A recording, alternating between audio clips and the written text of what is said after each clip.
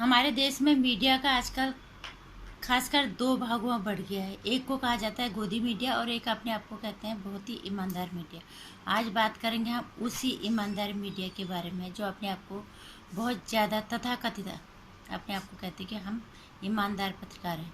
नमस्कार, स्वागत है आपका मेरे चैनल नंदिनी जो में मैं हूँ नंदिनी। सबसे पहले तो आज शिव और पार्वती के विवाह के रूप में मनाए जाने वाला महाशिवरात्रि के पर्व के पावन अवसर पे सभी देशवासियों और मित्रों को ढेर सारी शुभकामनाएं और बधाई।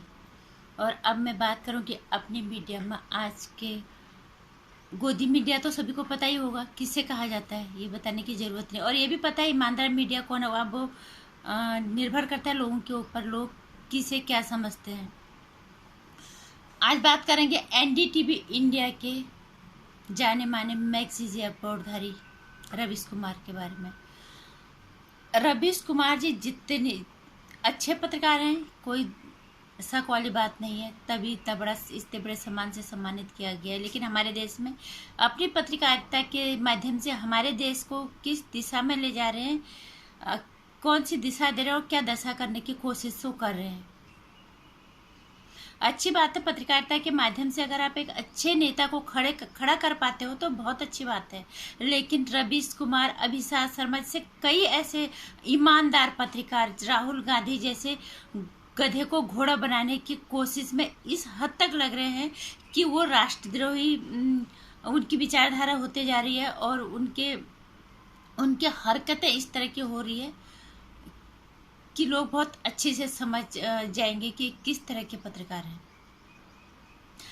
क्योंकि हाल ही में एक ये कोई चीज हर कोई जानता है, हमारे देश के प्रधानमंत्री जब बोलते हैं किसी भी टॉपिक पर बोलते हैं और वो कहीं पे लिखते नहीं हैं, ये हर कोई बच्चा भी जानता है। लेकिन ये पत्रकार ये जानना चाहते हैं। लेकिन अभी क्यों पहले ये रवीश कुमार पहले क्या करता था, इसकी स्किन काली होती थी टीवी की, अब तो इसका पूरा मुंह काला हो गया। और होना जाहिर सी बात है, जहाँ विरोध है गलत तरीके वहाँ तुम विरोध की तरह की करो। पहले तो तुम पत्रकार लगते ही नहीं हो, तुम राजनीतिक दलाल लगने लग गए हो अब। लेकिन अगर तुम कहते ही हो कि हम पत्रकार हैं, कम से कम अपनी गिरेबार में थोड़ा झांक के देखो। अभी इंडिया टुडे ने आईटीआई के जरिए पीएमओ से जानना चाहे, प्रधानमंत्री के कार्यालय से जानना चाहे कि मोदी जी के भाषण लिखता कौन है और उसमें खर्चा कितना आता है, ये जानना चाहे। इंडिया टुडे ग्रुप भी बहुत बड़ा मीडिया हाउस है और इस तरह के सवाल उठते ही होंगे, तभी तो उन्होंने भी पूछा आगे कि ये जो है प्रधानमंत्री के भाषण कौन लिखता है। तो प्रधानमंत्री के कार्यालय से ये जवाब आया है कि वो अपना भाषण खुद ही लिखते हैं और उस पर कोई खर्चा नहीं आता। ये जवाब आया था प्रधानमंत्री के कार्यालय से, उनके कार्यालय से जवाब आया कि और ये जवाब कार्यालय से आना ही क्या, ये हर कोई ही जानता है कि प्रधानमंत्री हमारे अपने भाषण को खुद ही लिखते हैं। उन्हें लिखते हैं, वो तो किसी भी टॉपिक पे बोलते हैं कहीं पे भी जाके। बल्कि उन्होंने ये चीज़ अभी खुद से ये चीज़ एक बार बताई थी कि जब हमारी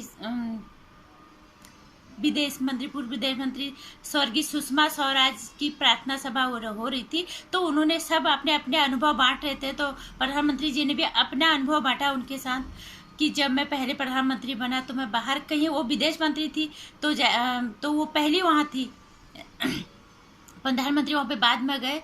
तो बोलते हैं कि गेट पे आके उन्होंने सीधे, जब मैं वहाँ गेट पे गया तो स्वागत हो गया राष्ट्र में धीरे से। फिर रात में मुझे उन्होंने बुला के कि कुछ तैयारी की है नहीं की है कि कल के भाषण की।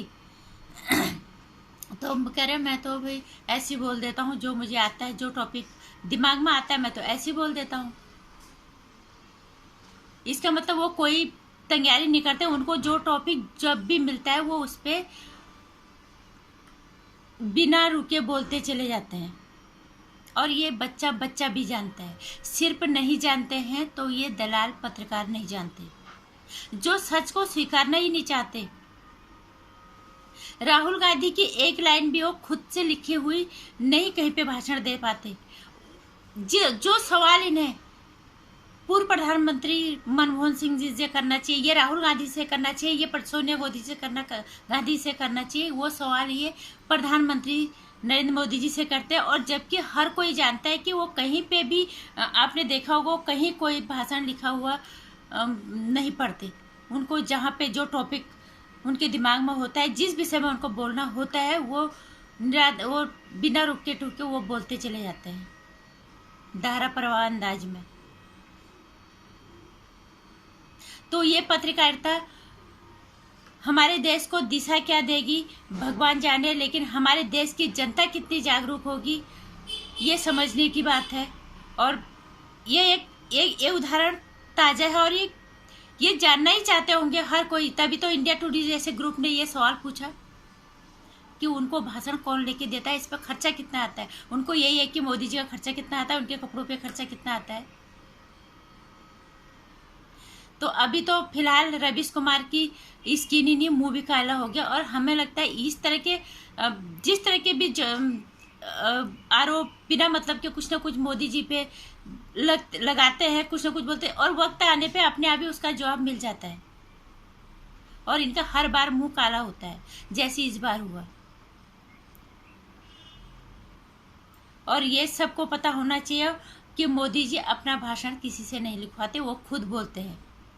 ये उनके अनपढ़ के हैं, गवार के हैं, वो चाय वाला का है। ये जिस गधे को घोड़ा बनाने के लिए इस हद तक गिर रहे हैं, हमारे देश को एक गलत दिशा देने की कोशिश कर रहे हैं, हमारे आने वाली पीढ़ी को एक गलत संदेश दे रहे हैं इतने बड़े पत्रकार होके, तो इनका जवाब वक्त इन्हीं देगा। और बशर्ते जनता को जागरूक होना पड़ेगा। नमस्कार। इस तरह की पत्रकारिता की खिलाफत हमारे देश की जागरूक नागरिक को करना बहुत जरूरी हो गया है, क्योंकि आज पत्रकारिता का वो स्तर रहा नहीं जो हम आंख बंद करके पत्रकारिता पे भरोसा करते हैं कि पत्रकार देश को जागरूक करने का काम करता है। पत्रकार हमारे देश के लोकतंत्र का चौथा स्तंभ है। ये चौथा स्तंभ बिल्कुल जीर्ण शीर्ण हो गया। इसको मजबूती देने के लिए आम जनता का खड़ा होना बहुत जरूरी है। मेरे विचारों से इत्तेफाक रखते हो तो मेरी वीडियो को लाइक कर देना। अगर थोड़ा और अच्छा लगा तो इसे शेयर भी कर देना। बहुत अच्छा लगा तो सब्सक्राइब कर लेना। नमस्कार।